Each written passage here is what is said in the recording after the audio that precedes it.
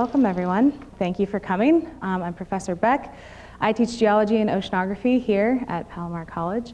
My background is in geology. I absolutely loved majoring in geology, and then I went on to go to grad school for paleontology and just absolutely love fossils. Of course, fossils are the remains of ancient organisms as preserved in sedimentary rocks, and what I studied personally were these interesting organisms called receptaculidids, which no one has heard of, and they're related to sponges, which are the most primitive animals.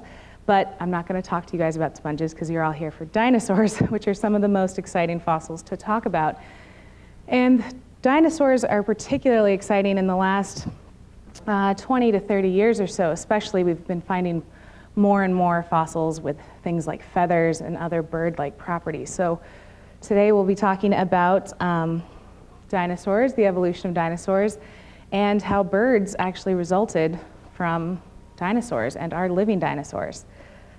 Okay, I'd also like to talk a little bit about sort of the history of paleontology in terms of dinosaur paleontology and our development of the understanding and the evolution of dinosaurs. All right, so a little history here. Dinosaurs have been studied for quite a long time, even going back about 1,700 years or longer.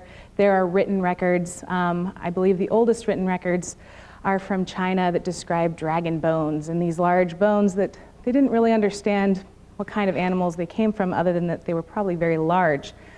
The term dinosaur wasn't coined until 1842 when Sir Richard Owen, who's pictured up here on the right, looked at a collection of fossils that were quite strange and decided to make a new taxa, which is a new group of animals. And going back to 1677, there was a very large femur found that was described, and they thought maybe it was from a huge elephant, an ancient elephant. They weren't sure, but then they started to find more teeth and bones and hard parts. Of course, hard parts are what fossilize because soft parts decay. So they found things like these teeth that looked kind of like alligator teeth. They found large bones. These particular teeth and bones that you see here were given the name Megalosaurus. And then other teeth were found, teeth that looked quite a bit like iguana teeth. And so not too surprisingly, this was named the iguanodon. And they found a very complete skeleton. And they seemed to be like lizards or reptiles. Another one that was found in the early 1820s was the Hylaeosaurus, which was another reptile-looking type of skeleton. So Dinosauria comes from the Greek for terrible lizard or terrible reptile. Dinos means terrible, potent, or fearfully great, and sauros means lizard or reptile. Now, not too long after that, in 1861, this beautiful fossil was found in Germany, and this was named the Archaeopteryx. Archaeos for ancient and pteryx for feather or wing. And this was quite remarkable indeed. It's a little hard to see what's going on here, so this sketch gives you a better idea of what you're looking at. Oh, sure. You can see here that we have kind of a strange animal that looks sort of like a lizard, but it's got wings. It doesn't have a beak like a bird would. It actually has small teeth. It's a little difficult to see, but it's kind of got a lizard head. It's got these strange three-fingered hands and feathers, and you can definitely see these beautiful feathers here. So this was quite hard to explain. They figured it was some kind of lizard-bird hybrid, not sure. And remember, they hadn't found a whole lot yet. But moving forward through history here, and also to just give you a small idea of how large this is, this would have only been maybe the size of a small raven. What you see here is a model of the Archaeopteryx skull and a chicken skull. So really quite small indeed. Okay, now there were also some questions of if it was maybe capable of flight. Perhaps it was just a glider, not able to physically fly by flapping its wings. But again, it was sort of tabled as a beautiful fossil, but not quite sure what kind of animal it was. Okay. Now, from 1877 to 1892, there was something called the Great Dinosaur Rush in the United States. Shortly preceding this, a really beautiful and fairly complete hadrosaur skeleton was found in New Jersey. Hadrosaurs, if you are familiar, are those strange ones that have a bill, kind of a crest that goes backwards. They're sometimes called the duck-billed ones. And this really kicked off dinomania, it's been called.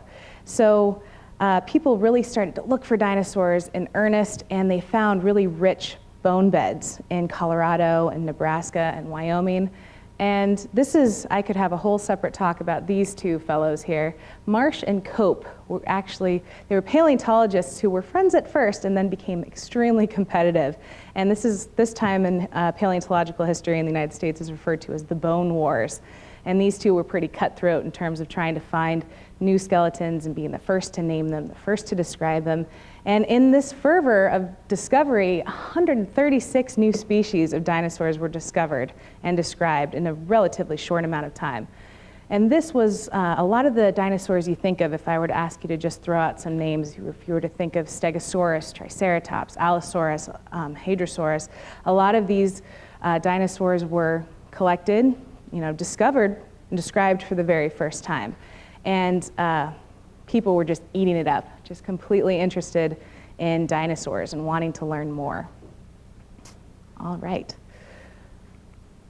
Now, what they learned in the later 1800s was about dinosaurs was enough to give them an idea of how to characterize these dinosaurs by group. Now, one way that we can do this is to construct what's called a cladogram or a cladogram.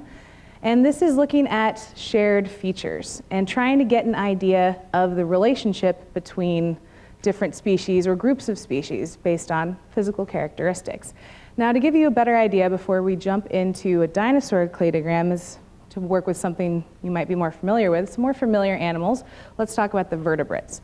If you were to take vertebrate animals, which of course are all the animals that have a vertebrae or backbone, and try to categorize them based on the features that they share and don't share, you can start to make a layout. Now, the way that you would look at this particular cladogram up here is we have some branches here. Now, between each branch, we have added features. So the common ancestor would be right here at what we call a node, which is the intersection of these various branches.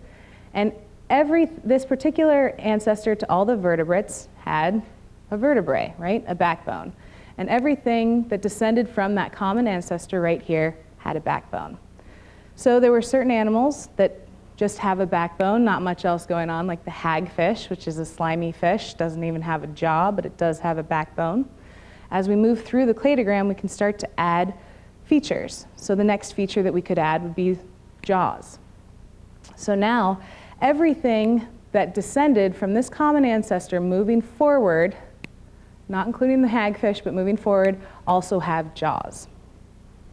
Okay, so beyond that, once we have jawed fishes, here we have a common ancestor to all of our fishes. Moving forward, if we were to add another feature, like lungs, then everything else, like salamanders, lizards, pigeons, mice, chimps, these all have both lungs and jaws and vertebrae.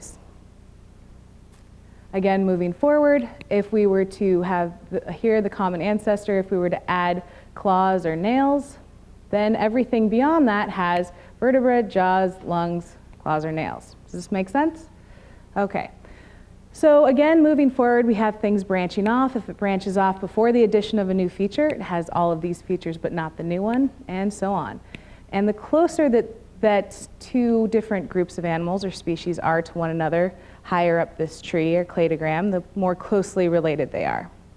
For example, our last two here, the chimp and the mouse, they have fur and mammary glands, they're mammals. They have claws or nails, lungs, jaws, or vertebrae, and they are more closely related to each other than the mouse is to, say, the pigeon or to the lizard. Okay, so let's now apply this to a dinosaur cladogram. So if I were to zoom in here on the dinosaur cladogram again, what we have is a common ancestor to all of the dinosaurs, what's called an archosaur, or the ruling reptiles. Now, there are some animals that branched off of the archosaurs, and those include some that still exist today, like crocodiles. right? These are large reptiles. Now moving forward, we have the ornithoderans, which are archosaurs related to birds, and those were the pterosaurs. Probably familiar with pterosaurs like pterodactyls. These were flying reptiles. A lot of people think pterosaurs or pterodactyls were dinosaurs, but in fact they weren't. They were reptiles, but not dinosaurs. We're not quite there yet. Now moving on, here is the common ancestor, or here's the dinosaurs, right here. So the dinosaurs break off into two groups. The ornithischians and the Saurischeans. So the ornithischians, there we go. Ornithischians were classified based on their hip structure. So let me show you what that looks like here. All of the descendants of the ornithischians in this clade, within the cladogram, have this kind of hip structure, where the pubic bone points backward. And all of the Saurischeans in the lizard hip group over here have a pubic bone that faces forward.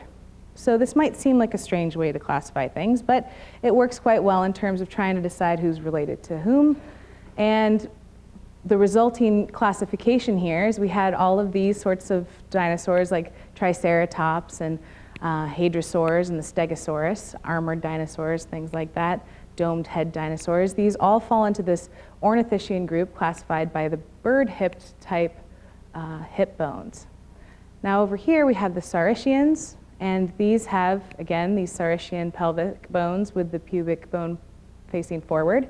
And we can divide those into two major groups, the sauropods. The sauropods were your long-necked dinosaurs. When you think of like the Brontosaurus, the controversial Brontosaurus, or Brachiosaurus, these have very long necks. You probably think of Jurassic Park, right? They eat a lot of vegetation. They're all herbivores. And then the other group within the Saurischeans are called the theropods, and these are your carnivores, your meat-eating dinosaurs that are bipedal, and this is what gave rise to the birds, which is what we'll really be focusing on. One more note about the ornithischians. These were typically all vegetarian or herbivorous as well. Okay. So now that we have an idea of how dinosaurs were classified, and this classification system is relatively old considering. This was established by Seeley in 1888, so this was really in the midst of the great dinosaur rush. Now moving forward a little bit more through history to give you a background of how we determine some of our understanding, I want to talk just briefly about geologic time. So if we were to look at the age of the Earth, we can lay this out on what's called a geologic time scale, and the Earth is 4.6 billion years old. Now, this is based on radiometric dating of meteorites. I'd be happy to talk to you more about that separately, but I could spend the whole hour talking about that. So we'll keep moving forward. But if we were to divvy up time in billions of years, we have these different names for sections, like the Paleozoic, Mesozoic, Cenozoic. And what we're going to look at really is just, we're talking about dinosaurs, so we'll look at when dinosaurs originated, which was around 235-ish million years ago. Pretty young compared to the 4.5 billion year old Earth. And dinosaurs really ruled the Mesozoic. This is the age of the reptiles and the age of the dinosaurs. Now, to get a better look, the Paleozoic, Mesozoic, and Cenozoic here are where we have most of our fossils. So you often see geologic timescales laid out like this, where we just take this portion called the Phanerozoic and blow it out, and then we have different fossils that show up in different times.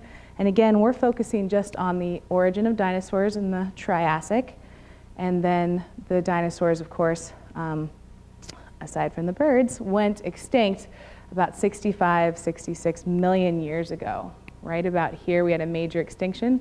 You might notice that that serves as the boundary between the Mesozoic and Cenozoic periods. That's or eras. That's not a coincidence. We use this extinction as the boundary between these major groups. Yes? Great question. So we do separate these major eras here between these ones by mass extinctions. Between the Paleozoic and Mesozoic eras, we have the largest mass extinction that's ever occurred. It's called the PT extinction, The reason it's called the PT extinction is it's between the P for Permian and the T for Triassic. And like I mentioned, largest mass extinction of all time, some 96% of all species disappeared, which is just scary to think about. There's still a lot of questions about what caused this. There were a lot of volcanic events going on at the time. There's some questions if maybe some gases led to, a decrease in oxygen in the waters. There's still a lot of questions about what caused the PT extinction. Now, we also then have the KT extinction. The KT extinction, K for Cretaceous, you might say, well, that's C, but that was used up by the Cambrian. So K for Cretaceous and T for Tertiary. Sometimes you also see it as the KPG for Cretaceous Paleogene event. But this was also marked by a mass extinction, which took out the dinosaurs. And you may know what caused this extinction. It's a major asteroid impact, just an enormous asteroid which came and touched down near the Gulf of Mexico, the Chicxulub crater, and we lost all of our non-avian dinosaurs. Wasn't just dinosaurs, we lost animals like the ammonites and some other ones. Again, I could talk about this all day, but I want to keep going here. But excellent question, thank you for asking that. But we did lose the non-avian. By non-avian, I mean the non-bird dinosaurs. Dinosaurs still exist today. I can give you, the spoiler now. The end of the story is birds do exist today. We have birds flying around outside. You might eat a bird on Thanksgiving. Bird might have pooped on your car this morning. Plenty of birds are still out there, but the non-avian birds, of course, all were wiped out by this major asteroid impact. All right, so now you can see a much more complicated cladogram. So what we were looking at before was pretty basic, but you can look at this, and this is calibrated to the time scale, which makes this a little more interesting and rich with data here. Not only do we have all of these branches going on, we have the origin points laid out to a time scale. So you can see here around 235 million years ago, we had the ancestor to all the dinosaurs, and there was a splitting off very quickly here between the ornithischians. Remember, these were our bird-hipped dinosaurs, and the Saurischians. So let me highlight those for you so you can see them better. These are all of the Saurischians, and here are all the Saurischians. Now remember too, we divvied up those Saurischians into our sauropods, our long neck, gigantic herbivorous dinosaurs, and our theropods, our bipedal meaning running on 2 legs instead of quadrupedal, 4 legs. And they were meat eaters. And then we also had the origin of birds coming off of these. All right. So here we have, again, the ornithischians and the Saurischians. And you can see that these divisions came pretty rapidly. Already within just a few million, tens of millions of years, and you might say just a million years. It sounds like a long time, but in terms of geologic time, this is pretty quick. And then within that, we start to have more diversification. Now, one thing I wanted to mention, in case you may have heard, we have a lot of new discoveries coming out all the time. It's almost hard to keep up. And just a few months ago, I believe it was March of this year, publication came out saying that maybe we were wrong in this kind of layout, which we've had, admittedly, since the late 1800s. And this new idea suggests that perhaps the theropods, our meat-eating bipeds, including T-Rex birds, all that, they might be more related to the ornithischians, and the Saurischians might be their own group. So to look up here, instead of having the theropods and sauropods together, this crazy new idea here, and they may be right. That's one thing that's so exciting about science is come up with new things all the time, and we throw out the old ideas if the new data shows otherwise. But here, instead of having, again, the theropods with the sauropods, this new study from Barron et al. In Nature just of this year puts the theropods with the ornithischians and these Saurischians, off on their own. So we are learning more all the time. It's possible that this could be right, and people are actively studying this right now. For our purposes, we don't have to worry too much about where the theropods belong. We're going to be just focusing in on the theropods alone here. Theropods, whether they are closer to the ornithischians or the Saurischians like we have up here, not sure, but we are just focusing in on this branch. Okay, so theropods are, as I mentioned before, bipedal. They are meaning two-legged. Dinosaurs, they're capable of running based on their bone structure. Their teeth make it very clear that they were very fierce predators, very sharp teeth, grasping claws. And it includes things like the Tyrannosaurus rex and smaller velociraptors.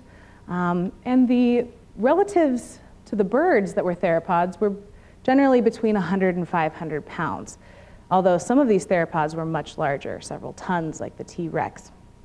They had very large snouts, big teeth, big brains. And to give you an idea of some of the size on these, here's a human for scale and also a polar bear. Not that we're all that familiar with polar bears, but if that helps you visualize. Look at some of these theropods. So some are quite large, but maybe not as large as you think. Here we are in the sort of burgundy color is the T-Rex. Jurassic Park might have made you think they were much larger. But actually, to look at the most complete T-Rex skeleton with a human next to it, this is nicknamed Sue. This is the most complete T-Rex skeleton we have. It's at the Field Museum in Chicago, which if you ever have the chance to go, you should go. It's amazing. So it gives you an idea here that, yes, they're very large, but maybe not as large as Hollywood would have you believe. Okay. So I wanted to tell you about some of the information that we know about theropods, which I just listed on that last slide, came out of what's called the dinosaur renaissance, which really came around in the 1970s. Now, before this time, it was believed largely that dinosaurs were sort of lumbering, green reptiles, not a lot between the ears, very small brains, and presumably not very intelligent. But some research coming out of the late 60s and early 70s really turned this all around, which is why we call it the dinosaur renaissance. And in 1964, John Ostrom discovered a lot of skeletal material near Bridger, Montana. It was from at least 3 different individuals, and it took a while to put everything together, but by the end of 1969, he was able to publish a monograph on a brand new species called Deinonychus anthropus. And this was sort of a whole new idea. This had a bone structure that showed it was capable of running. It had these very intense and scary claws. You're thinking raptor claws like Jurassic Park, which we will talk about Jurassic Park a little bit later, and also had these very interesting forelimbs. If we were to look at some of these forelimbs, here's the Deinonychus forelimbs here. These bizarre 3 fingers that were very long. And this just hadn't been seen in some of the other specimens, except if you remember Archaeopteryx, remember this fellow here, the weird lizard bird that was discovered 100 years earlier. If we compare the hands of these two, they're quite similar. Now we're starting to fill in some of these gaps here. So some other information that came out of this period were that these were active, agile predators, not just these lumbering, kind of dumb animals here. And they might have been warm-blooded as well. More studies looking at bone structure, bone growth rings, the ability of running, which is usually not something you'd find in cold-blooded animals, brought around the idea that possibly these are, endothermic warm-blooded like us, or maybe there's something like mesothermic, which is kind of in between warm-blooded and cold-blooded, maybe a unique physiology just to dinosaurs. And it really revived the hypothesis that maybe birds were descended from dinosaurs like Archaeopteryx sort of suggested. So this kind of blew everything out of the water. This was very excited. This really revved paleontologists up to go find some more of these kind of things. Now remember too, this was before we knew about velociraptors, Utah raptors, and some of these other kind of dinosaurs that we think about now.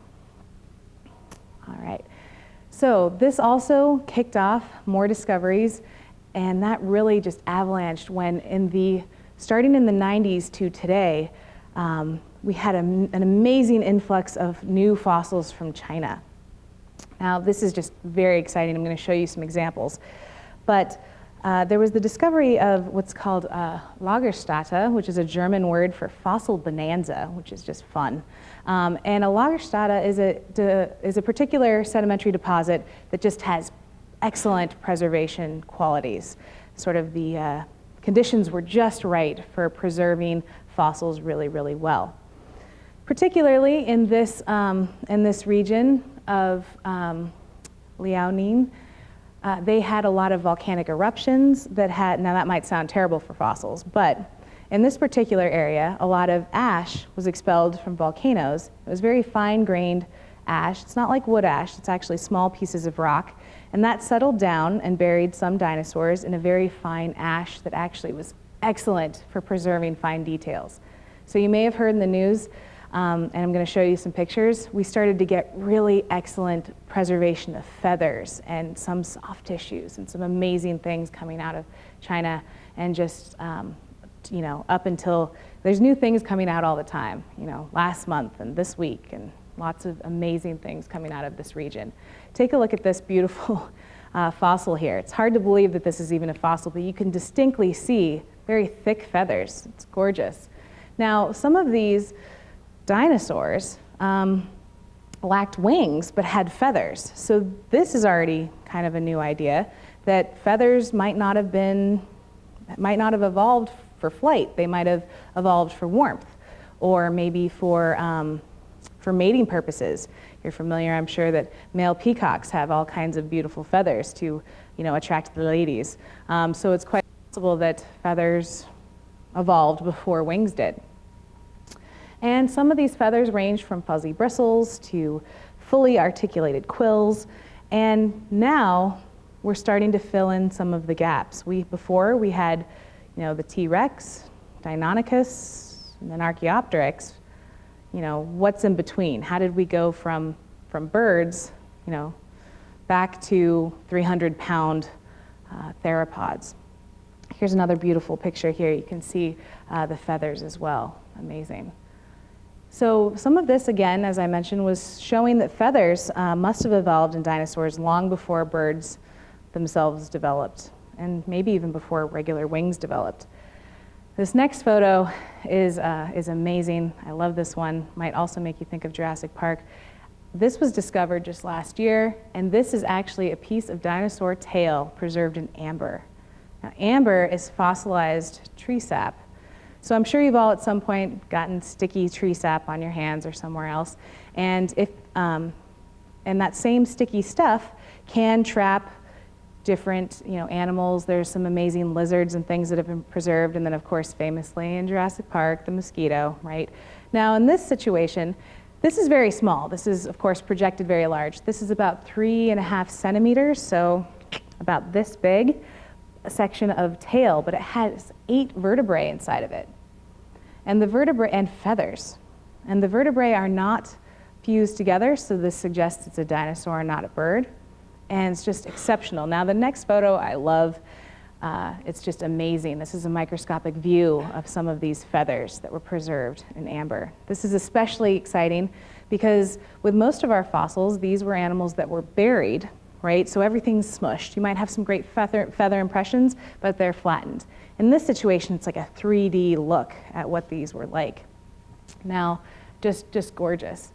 And these ones I should mention, actually, this didn't come out of China. This amber was found in Myanmar in Southeast Asia, but just astounding. And looking at this, here's a nice reconstruction. It's about the size of a sparrow. Now this one is also believed to have been a baby, this portion of the tail. And based on other features and its structure, probably was not good at flying. So maybe these feathers were simply for warmth or maybe also for mating purposes. But either way, it's amazing what's being discovered now. Some more discoveries out of China. It's a little dark up here, but there are amazing feathers coming off of this. And very surprisingly, there are these ribbon-like feathers. Here's an artist's reconstruction. And here's another one here. The top of the feathers is a little cut off here. This would be, now this was very, very small, but still quite intimidating looking. And if I'm remembering correctly, would have weighed about 6 ounces, so very small. So, you know, less than half a pound, really, really tiny guy. But look at some of these features. Again, we've got these crazy 3 fingers. We've got claws on the back. Here's another reconstruction.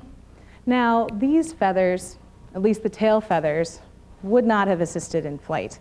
But again, they could have been like peacock feathers, kind of a sexy mating thing to attract other birds. Now remember too, in terms of evolution, the whole idea with natural selection is that any thing that develops in an animal that makes it more likely to either be a better predator or survive longer, or more likely to mate, is going to be passed on. If you can survive longer, then you have more chances to mate, you can have more babies. If you're better at mating, you'll have more babies, and your genetic information will be passed on, including your very impressive ribbon-like tail feathers, right? But again, not like a bird with these intense teeth.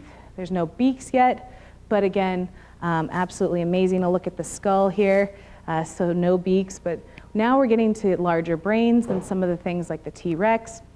And to give you an idea again of how tiny these guys were, they look awfully ferocious for being so tiny. But remember too, this is also filling in some of the fossil record. You might not recall, but the Archaeopteryx, which was the one we found in 1860 in Germany, that sort of lizard-bird transition, this is at least 2 to 18 million years before that. So we're filling in some of the gaps that we had between the giant theropods and the smaller winged dinosaurs. Here's another, I'm just showing you some of the amazing things that have come out just in the last 2 or 3 years from some of these amazing deposits in China here. Here's the Corythoraptor, and this was from around 72 to 66 million years ago, so just before the asteroid impact, and this has a really impressive, almost complete skeleton. And I should mention that it's very rare to find a complete skeleton. Between scavengers and burial processes, you're much more likely to find, maybe a skull or bone here or there, very spread out. So to find something like this is very, very amazing. Now, what was also very interesting was of this particular dinosaur, now we're missing teeth. It's looking a little more like a beak, but still not like a beak, and with a crazy crest. So you can see from this really amazing collection here, this is where we got that artistic rendition that was the cover slide here. And again, this is bizarre, but it looks a lot like a modern cassowary. This is a bird from Australia, and even has a similar kind of crest. Now, we're going to see in just a moment here that we have a lot of steps between this dinosaur and this bird, but it's a little uncanny. And this just came out this year, so I just want to show you some of the amazing fossils that have been discovered just in the last year. Here's another one. This is another one that was just discovered from China, and we have amazing tail feathers now and what look like wings. And this has really started to change our idea of what dinosaurs looked like. I know if you think of these kind of things, right, Jurassic World, when we think of raptors, we haven't really thought of the feathers yet. This is all relatively new information. Now, one thing I'll point out about Jurassic World and Jurassic Park, while we're at it, is that the raptors, which actually weren't discovered when the first movie came out, the velociraptors would have really looked more like this. Would have been less scary in the movie, right? They also weren't conspiring to chase you through the kitchens and different things like that in Jurassic Park. But this is how they're depicted there. But this, in reality, is what a velociraptor would have looked like. These were really modeled more after like Deinonychus, but bigger, sort of a supersized, made the movie scarier, right? But what I will say in favor of Jurassic Park, which, by the way, before you ask, the mosquito DNA thing wouldn't work. It's sad, but it wouldn't work. DNA just can't last that long, even in the most perfect conditions. We can talk more about that later, but what Jurassic Park did get right is it really educated some people and got people excited about dinosaurs again. But there were some things like, you remember this scene from the original Jurassic Park movie where these were traveling in herds. And in fact, we've learned that there are some social behaviors.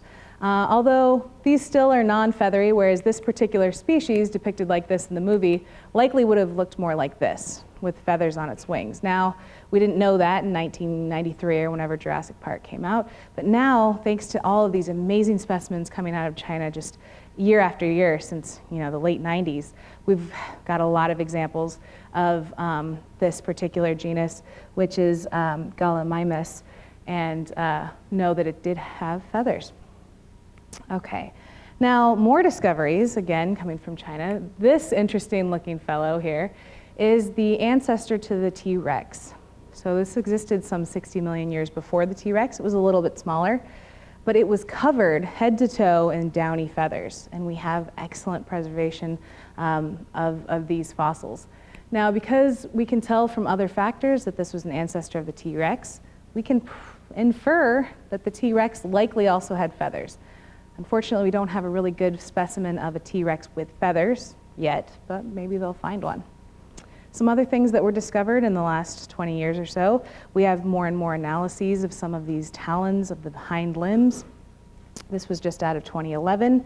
And so this, in the last 20 years or so, has started to change our ideas of what these dinosaurs looked like. Now, some people thought that this was kind of dorky looking, right? That these are much scarier, right? Our Jurassic Park world, or Jurassic World versions of these very scary reptile-like dinosaurs instead of big chicken-looking things.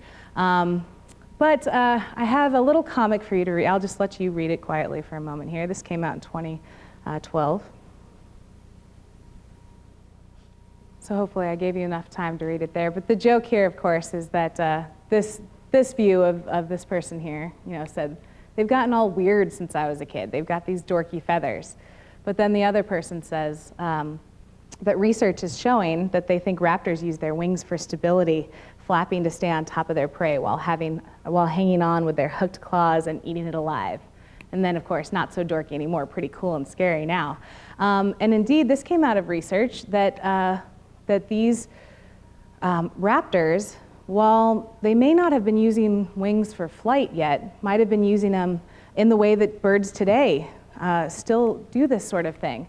And they could have allowed for even bigger prey, taking down larger prey. And the idea here being that, like a modern bird that can sink the talons of the back leg in and then flap the wings to pin down its prey until it successfully kills it, could very well have been an evolutionary advantage for some of these theropods of being able to attack larger prey.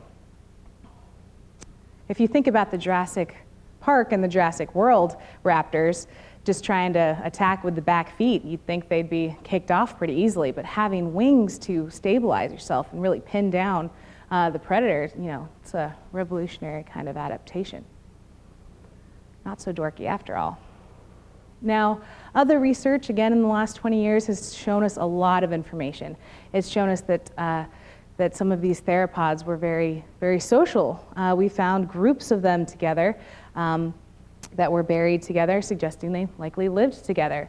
We've found nests that were preserved. They've found dinosaur embryos and dinosaur eggs, and just amazing things have come out in the last 20 years that have shown us a lot more about how they behaved, that again, they built nests, they brought food to their young. These are, this is a new idea compared to the sort of lumbering, dumb lizard kind of dinosaur idea, that these were intelligent hunters that lived in social groups. Okay, so I pulled this from 1998 Encyclopedia Britannica just to try to give you an idea of how far we've come just in the last 20 years. And this says, all right, we've got modern crocodiles and archosaurs, the ancestors to all of them. We have dinosaurs. This looks like the Jurassic Park kind of dinosaur. Archaeopteryx, which was the ancestral bird from Germany, and then the chicken. Okay, we're missing a lot of steps in here, right? So it's not surprising that we weren't quite sure how this evolution occurred. It also was assumed that because we only had about 10 to 20 million years between these two steps, it was thought we must have had some major genetic changes in between these two steps. But of course, we know this is not correct anymore, especially from all of these amazing samples that have come out of China in the last few years. We filled in these different gaps.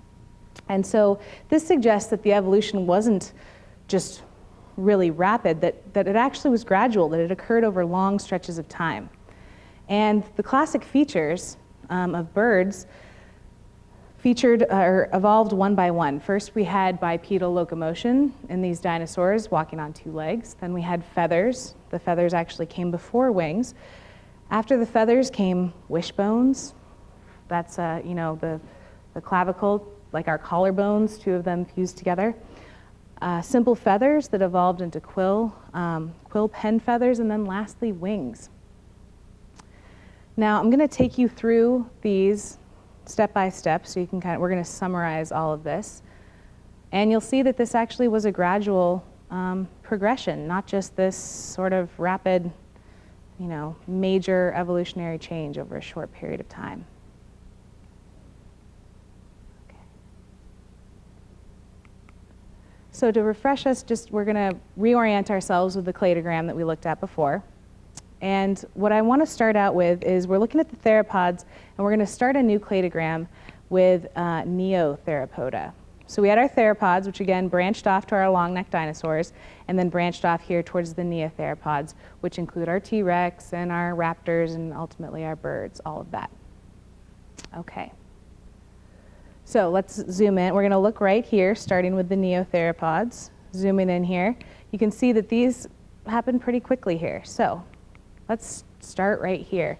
We'll have an idea that the dinosaur lineage that were ancestral to the birds shrank continuously over 50 million years. And as we shrank in size, we added on new features, just like we saw with our vertebrate cladogram, where we added jaws and lungs and so on. So we're going to start here. We're working down from this area. We're going to start with the common ancestor of the Neotheropods. So 224 million years ago, these weighed about 238 kilograms, it's estimated, which is something like 525 pounds. Now, I can't come up with a bird equivalent. We don't have any birds that big. But if you had to think of the size, this is a little bigger than a polar bear, a little smaller than a bison by weight, so very large dinosaurs. Now, what we have, though, with this ancestor of the Neotheropods, which include Dilophosaurus and all of these other characters as we move forward, what we see here is what's called the wishbone or the furcula. And again, I mentioned those like your collarbones. They're fused together. You probably, maybe some of you have the tradition of breaking the wishbone. That showed up 224 million years ago in this common ancestor. The other thing that showed up were light, hollow vertebrae. So moving forward through time, you'll see that we're going to start to shrink in size. So now when we branch forward, now we did have some groups of dinosaurs that stayed here. They branched off from this common ancestor and they ultimately went extinct. But moving forward, we have the next group with the common ancestor of Tetanurae. And Tetanurae, the common ancestor existed around 198 million years ago. And now we're shrinking down to 163 kilograms, which is about 360 pounds. So this still seems pretty big for birds, right? But now we're down to a smaller size. This is a little smaller than moose or so. And what we see added on here is we start to see bird-like thigh bones and the three-fingered hand thing that we've been looking at in some of the raptors and the Archaeopteryx. This shows up at this point. So unlike some of, these are showing up earlier than we thought, but we just didn't have the fossil specimens in hand before to know the progression like this. We also started to see a light snout with a fenestrated maxilla, so we're just having a changed snout structure here.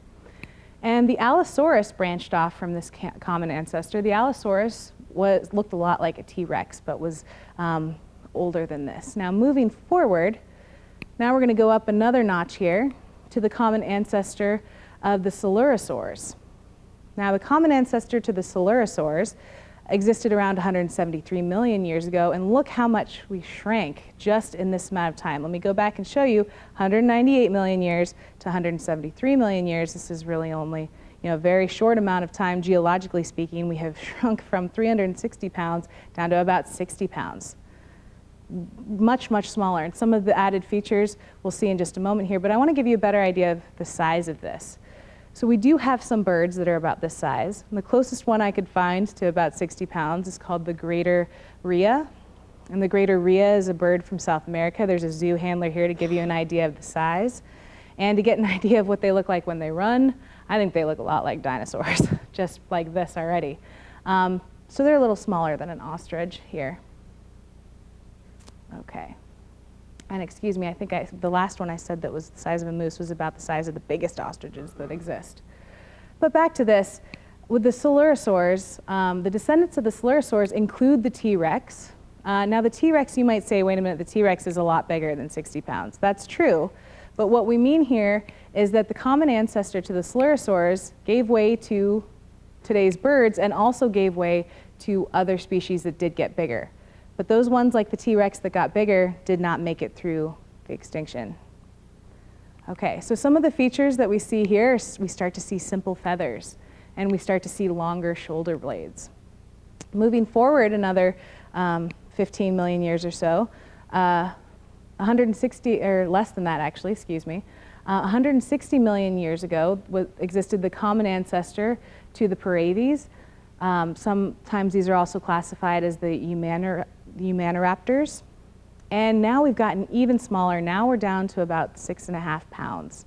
Now to give you an idea of a bird that's 6.5 pounds, you can think of some of the smaller female wedge-tailed eagles. So for reference, here's a female wedge-tailed eagle with a zookeeper here.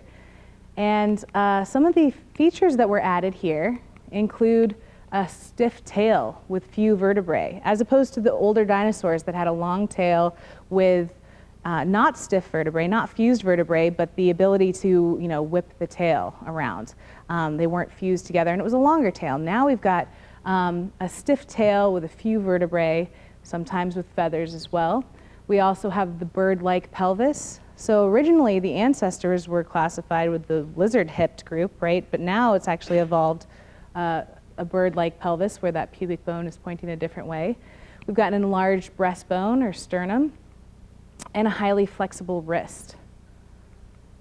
And additionally, now we're starting to see complex aerodynamic feathers. Moving forward a little further in time, another 5 million years or so, now we're at the common ancestor of all the birds. These are the aviali. And the aviali were really small. Now we're down to 0.8 kilograms, which is a little under 2 pounds. Think about the size of a seagull, California gull. We're very, very small now, but we now are seeing in these groups a long forearm with a wing and the capability for flapping flight. So what I mean, of course, by flapping flight is, pumping your wings and being able to fly under your own power. Now, this is different than gliding. It's very possible that some of these earlier ones were capable of gliding. You can even think of a flying squirrel, right? A flying squirrel can glide down from a tree, but it's certainly not able to power itself under mechanical flight or flapping flight. Now, the common ancestor that existed 163 million years ago branched off in a few different directions. One gave rise to the Archaeopteryx. Remember, the Archaeopteryx was this fellow here from 150 million years ago, and gave rise to all of the birds, the modern birds, the Neornithes. Okay, so this shows that this was not just, one large-scale change. This did happen in baby steps over a long period of time. This is a completely different idea than just, even 50 years ago that we knew about. Yeah, I'd just like to emphasize that really is how evolution tends to happen often. It's an incremental, step-by-step process. It's not that sudden change can't happen, but what we're discovering is more typical of what we thought how evolution worked on average. Right, and one thing that makes paleontology tricky is there are what are called preservational biases, which means that a lot of things just aren't preserved. You might just not find the intermediary fossils, and that's one thing that's been so amazing about these particular deposits that were discovered in China. They're really filling in the gaps. Okay, just a little more here. So now what we found is as soon as the Archaeopteryx rose, that common ancestor to the Archaeopteryx and the birds, once they were capable of flying under their own power and they got very, very small, then diversification really took off rapidly. And you can see these are just the birds of North America. There are 9,000 to 10,000 species of birds around today. And that's more than all the mammals, more than all the reptiles, many, many different kinds of all shapes and sizes. But one thing that was critical that we found, though, is that the size had to decrease. That was what was selectively, passed on. So I want to just take you through this part a little quickly, the importance of being small. The idea here is that the miniaturization process started farther back than we thought before. It started back as far back as 200 million years ago, 50 million years ago before Archaeopteryx. And it was only with these new specimens that we got some more insight into this. And the shrinkage, or the miniaturization, the getting smaller part, really sped up once wings came around and once they started to experiment with gliding flight. And again, this could have been just to get away from a predator, or some different things here. And paraves were shrinking 160 times faster than other dinosaur lineages were growing. And so this is impressive. This is suggesting there was intense natural selection at work, that being smaller was a major advantage, and that these were flourishing. A few more things I want to tell you about is, how would we get these changes? If we're having these small genetic changes, how are these coming around? This is very recent research as well, just in the last 5 years or so. They've been studying embryos. And birds actually closely resemble dinosaur embryos. Now here's an example of a reptile. Now, of course, this has the shared common ancestor of the archosaur. But take a look at a 46-day embryo versus the adult. Very different skulls here.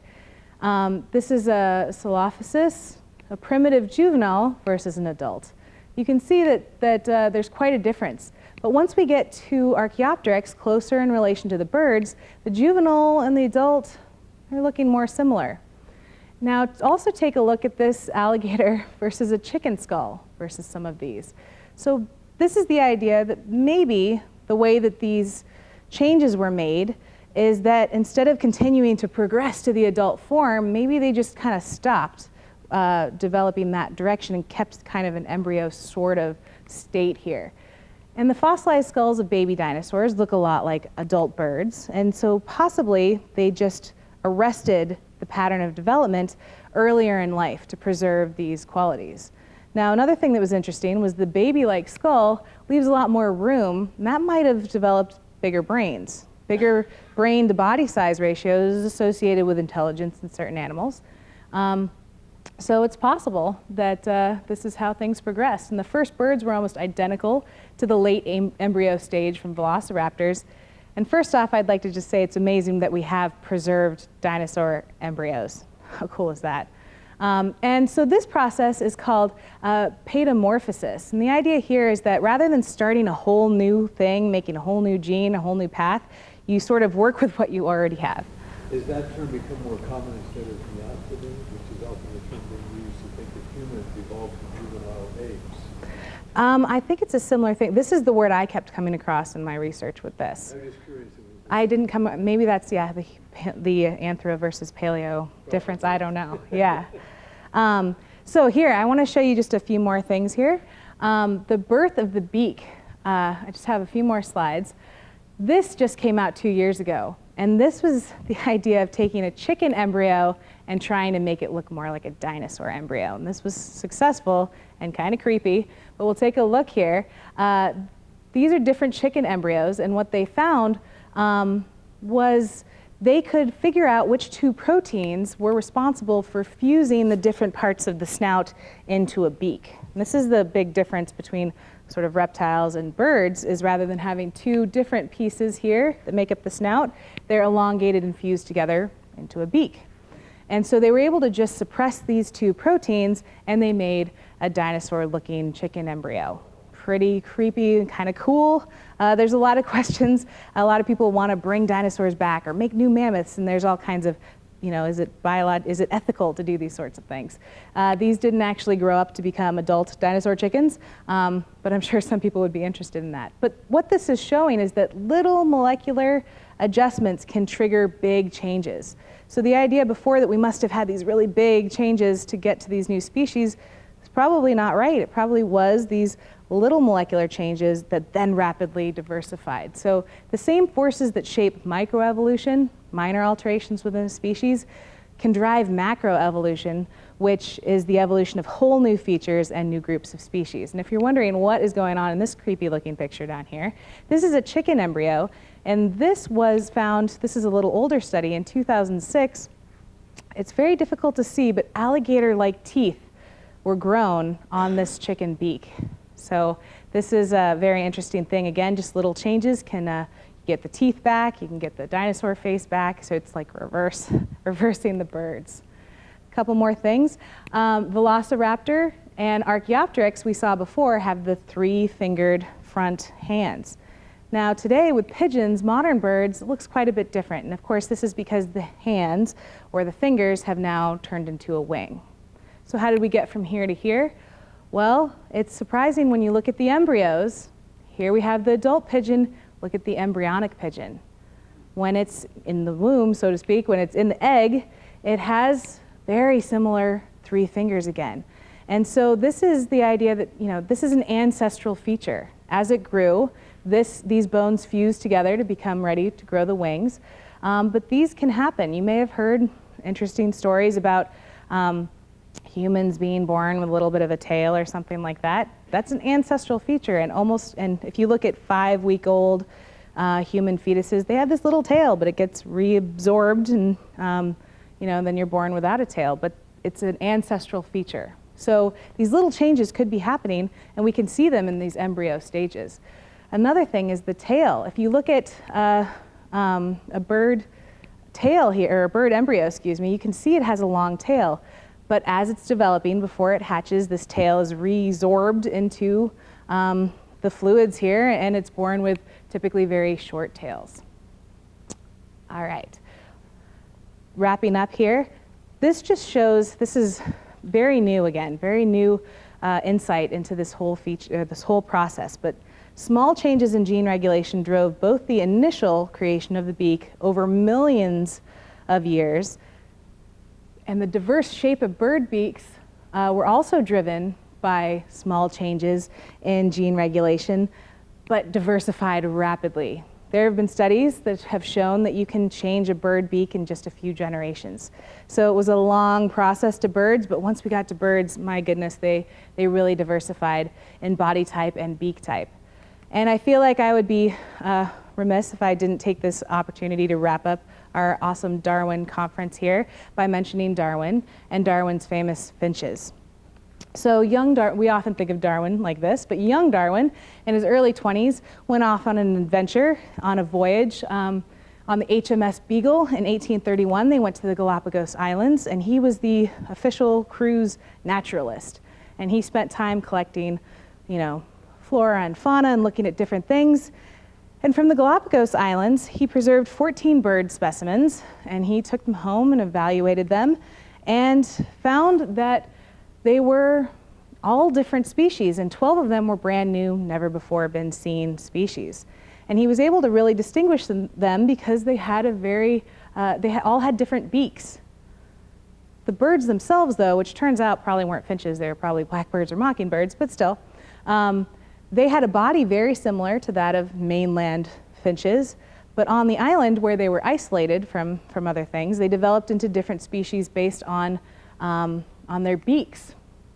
And these bird beaks, which is what we've been talking about for a while now, really helped him put together his idea of natural selection. That favorable adaptations were selected over generations until a new species was established. And in this case, with Darwin's finches, it was different beak styles for different food sources.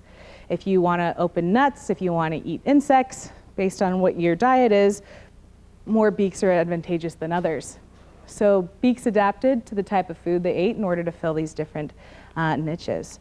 And this really he included this in his famous book on the origin of species that was published in 1859. And I'm sure he would have found this whole idea if he'd lived to today to see what we've learned about dinosaur evolution in that time since then. I just have to say again, how cool is it that we have dinosaur embryos that are preserved? It's amazing. Thank you very much. Thank you for listening.